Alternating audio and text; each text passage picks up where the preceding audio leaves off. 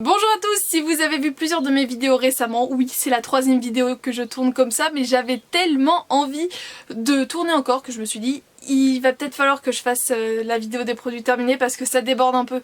Ce serait une bonne idée, on va joindre l'utile à l'agréable, donc c'est parti parce que j'en ai encore pas mal terminé ce mois de mai. Pour commencer, j'ai terminé un masque de la marque Énergie Fruits, c'était le caramel huile d'argan pour cheveux secs.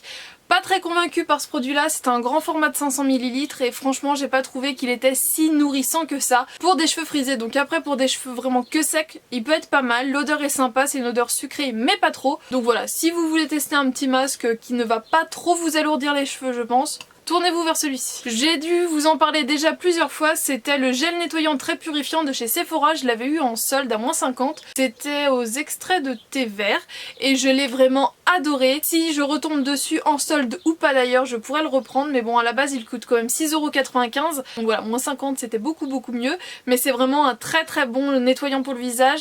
Pour une peau mixte comme la mienne, je l'ai très bien supporté, ça ne me faisait pas trop tirer la peau, voire quasiment pas. J'ai vraiment beaucoup aimé. Et surtout c'est quand même un produit qui démaquillait très bien le mascara sous la douche. J'ai fini un produit de la gamme BC Bonacure de chez Schwarzkopf, donc c'est un produit professionnel. C'était le de la gamme Moisture Kick, c'est le spray conditionneur. Donc normalement c'est donc spray baume hydratant pour cheveux normaux à sec.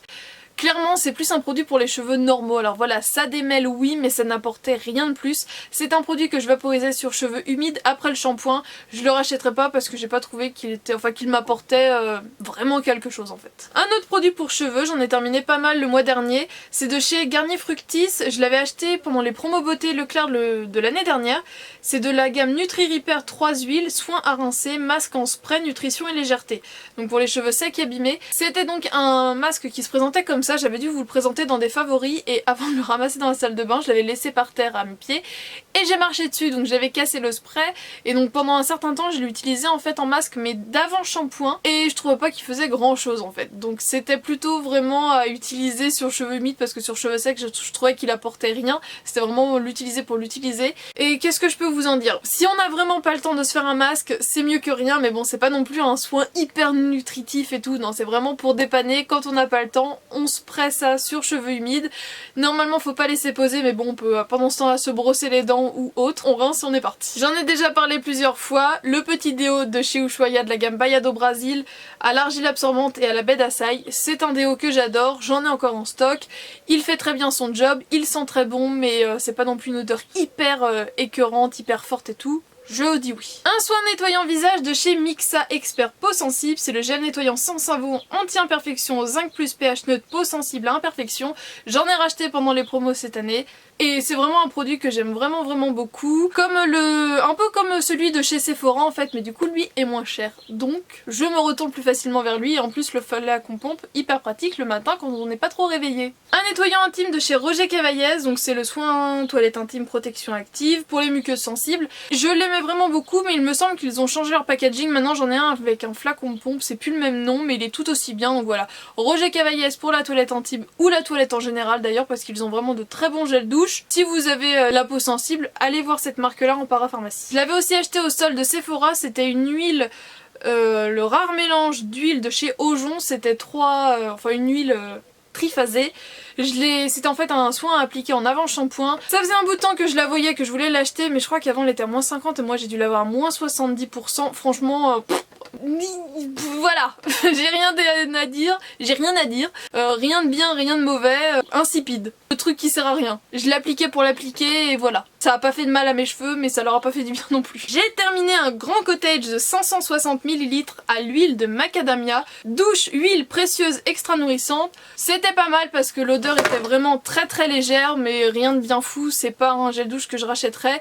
Après si vous aimez bien tout ce qui est huile comme ça, bah tester franchement, c'est une bonne huile de douche qui mousse bien, qui respecte relativement bien la peau.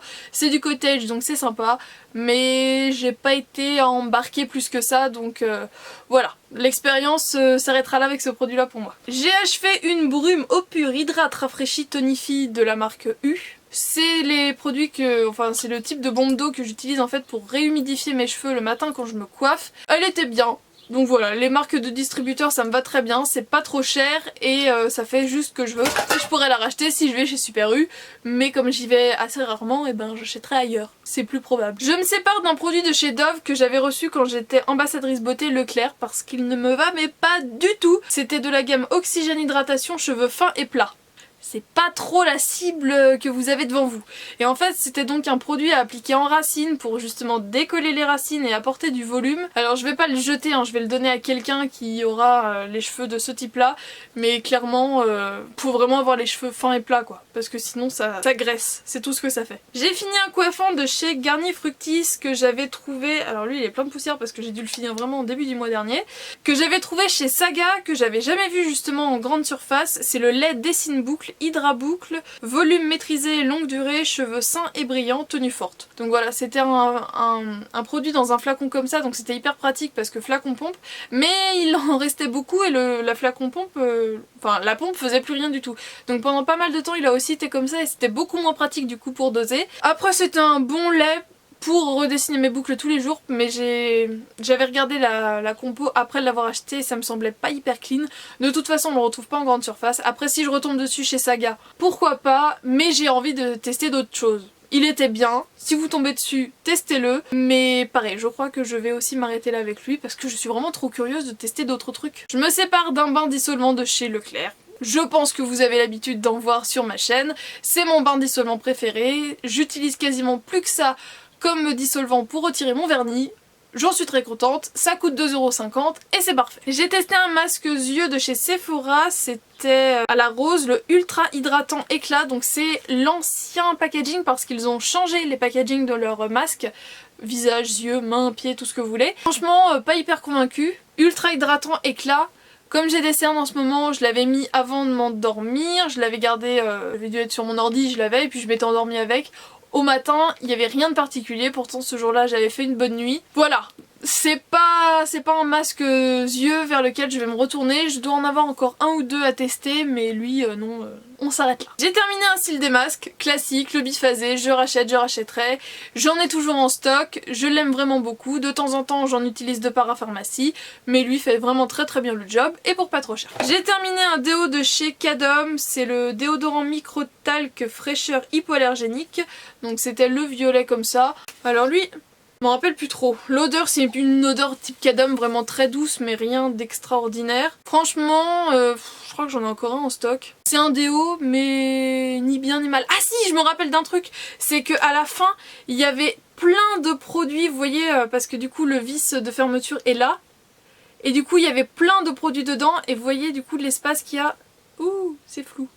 L'espace qu'il y a entre le vis et où on a que ça pour mettre les doigts et du coup je m'en mettais plein les doigts et ça c'était très chiant. Et dernier produit, une base de vernis à ongles de la marque Enfuo, donc c'est une marque qu'on ne trouve plus en France.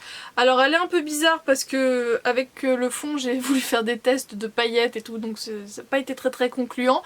C'était une relativement bonne base, normalement elle est bleue, hein, elle n'est pas verte.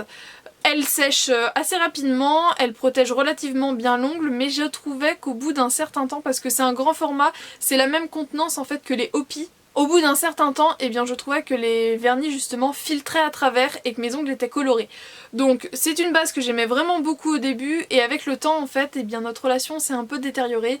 Donc même si elle était encore vendue en France, je sais pas si je l'achèterais vraiment. À l'époque elle était vendue 8,90€ je crois, donc pour la qualité du produit, le prix était vraiment très correct. Pour un peu moins cher du coup je me demande si celle de Gemay fait pas aussi bien le job. Et bien voilà, j'espère que cette nouvelle session de produits terminés vous a plu. La boîte est vraiment toute crassousse ce mois-ci.